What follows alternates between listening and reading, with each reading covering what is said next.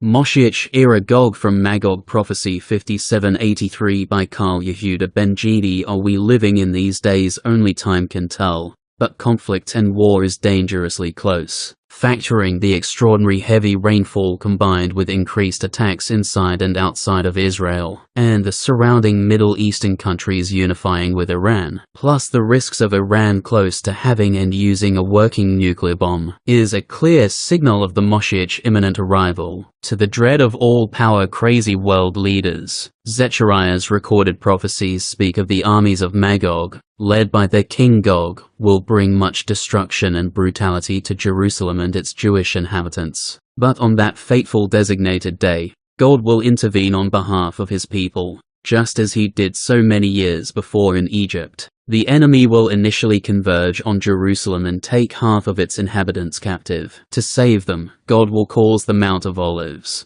which stands outside the city, to split apart, allowing the captive Jews to escape. In this time of the future, a day will come when confusion will reign. It will not be day nor night. The Jews will not know whether the dramatic events of that time herald their salvation or signal looming destruction. But clarity will finally prevail, and the light of redemption will emerge. The area around Jerusalem, currently mountainous, will be flattened, so that Jerusalem can be seen from afar in all its beauty and splendor. A spring of water will emanate from the Temple Mount area, its ever-flowing waters reaching the Dead Sea in one direction, and the Mediterranean Sea in the other. On this day the nations of the world will finally and completely recognize the one true God. Jewish suffering and exile will come to a complete end, and Jerusalem will dwell in security forever. God will punish those nations who attack the Jews with a terrible plague. Even their animals will be stricken with illness. Confusion and craze will grip them,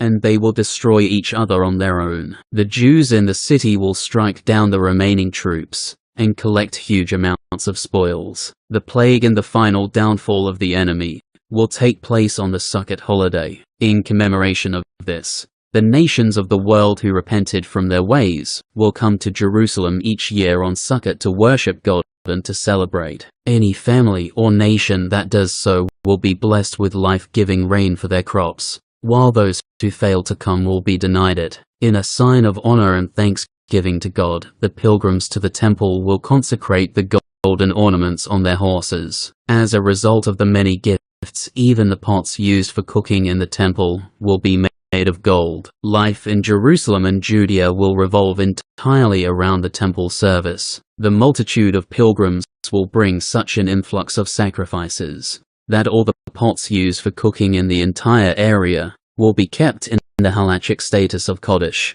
designated for holy sacrificial use. In days bygone, the jobs of chopping wood and drawing water for the temple were carried out by the Gibeonites, a non-Jewish tribe that had a low social status in ancient Israel. In this future era, however, the temple service will be invested with such sanctity and awe that the greatest of aristocrats will happily volunteer to assist in whichever task they can in the house of God.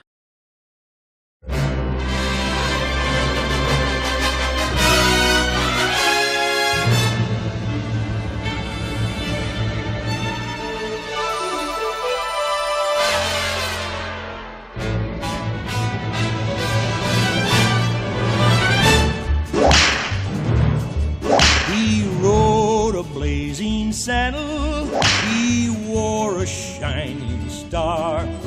His job to offer battle to bad men near and far. He conquered fear and he conquered hate. He turned dark night into day. He made his blazing saddle a torch to light the way. Outlaws rule the West, and fear filled the land. A cry went up for a man with guts to take the West in hand. They needed a man who was brave and true, with justice for all as his aim. Then out of the sun rode a man with a gun, and Bart was his name. Yes, Bart was his name. He rode a blazing saddle, he wore a shining star. His job to offer battle to bad men near and far.